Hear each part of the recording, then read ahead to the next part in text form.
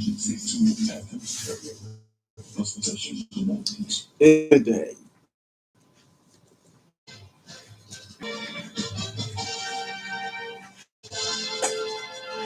Good afternoon. Here is the midday news on OGBC.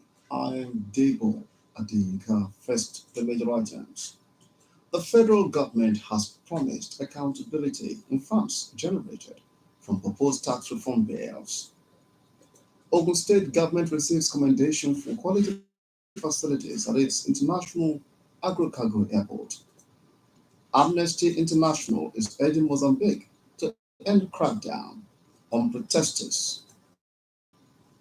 The federal government has reassured Nigerians of judicious use of funds generated from value-added tax under the proposed tax reform bills.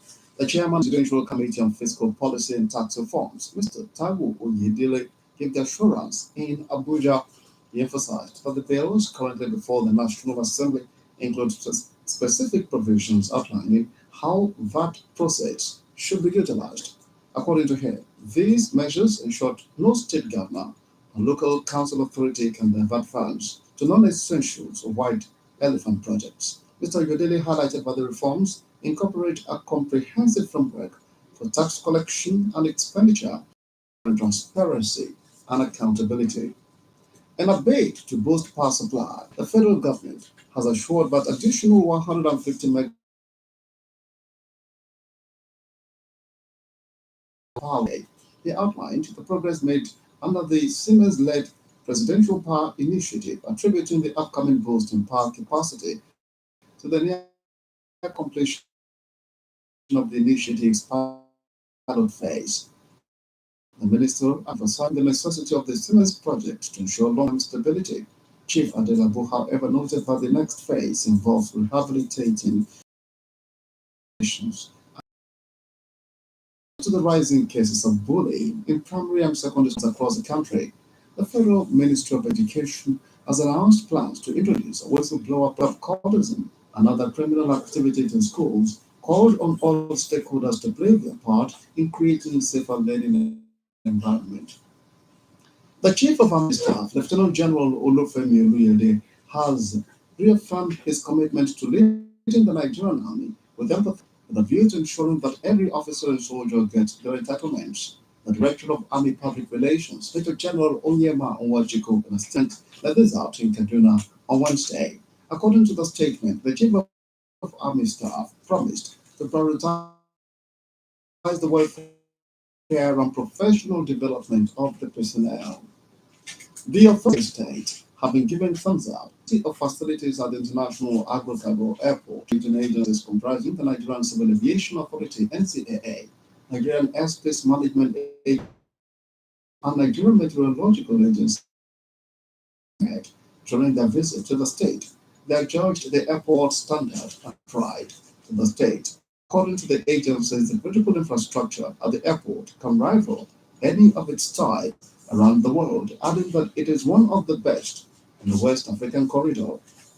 You're listening to the midday news on OGBC 90.5 FM. Amnesty International has urged Mozambique to end its bloody crackdown on protesters, saying 110 people have been killed in demonstrations sparked by disputed presidential elections in October.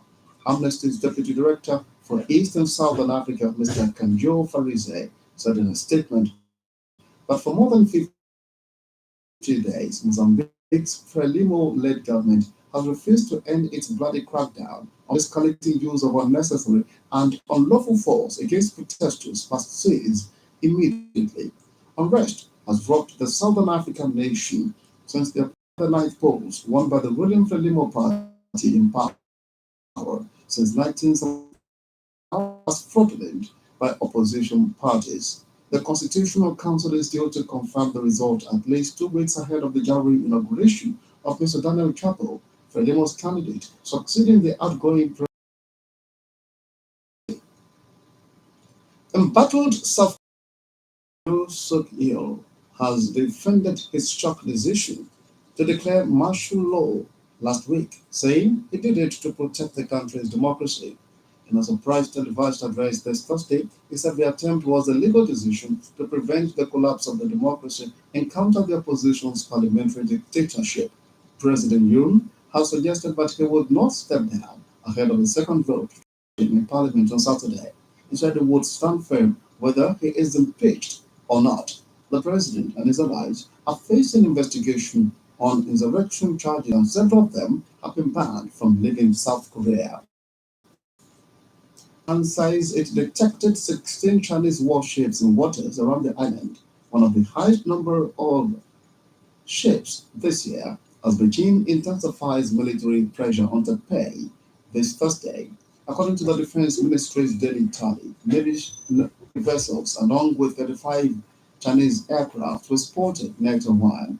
It adds that around 90 Chinese warships and Coast Guard vessels have been involved in the exercises that included simulating foreign ships and practicing blockading sea routes. There has been no announcement by the Beijing Army or Chinese state media about increased military activity in the East China Sea, Taiwan Strait, South China Sea, and Western Pacific Ocean.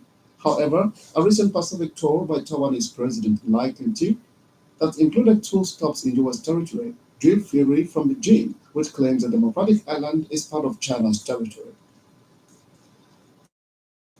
An Israeli attack on Palestinian security guards escorting a humanitarian aid shipment in the Gaza Strip. Residents said that at least 30 people were injured, including several in critical conditions, following the Israeli attack this Thursday that targeted civilian guards tasked with securing the aid convoy in the southern part of the war-torn enclave. The attack is only the latest by Israeli forces on humanitarian aid workers, convoys, and those trying to assist the safe entry of food and other supplies into the war-torn Gaza, which is gripped by food shortages and fear of famine in the north of the territory, where an Israeli military ground operation and siege have been going on for several weeks. The Israeli military has yet to comment on its latest reported attack on security guards protecting aid shipments. On sport, the walls of English champions Manchester City handed the citizens a 2-0 defeat in the Champions League on Wednesday. Second half goals from Dusan Lahore and Weston McKennie condemned Pep Guardiola's City to another loss, leaving them in danger of an early elimination. In the other games on Tuesday, Arsenal defeated Monaco 3-0, Barcelona edged Dortmund 3-2, Atletico Madrid beat Slovak Bratislava 3-1. Elsewhere, Lille Metropole and Storm Graz, AC Milan won against Red Star Belgrade, and Stuttgart annihilated Young Boys. A staging time saves time. Take precautionary measures against fire outbreak. To end the midday news, another look at the major items. The chairman of the Presidential Committee on Fiscal Policy and Tax Reforms, Mr. Taiwo Oyedele in Abuja, has assured Nigerians of judicious use of funds generated from value-added tax and other proposed tax reform bills. The regulating agencies for airports in the country have a gateway international as well as the quality of facilities used. You also heard that the 110. The midday news was edited by Adeyinka Wahab and broadcast from OGBC Adeyinka for exclusive programs and the latest news updates.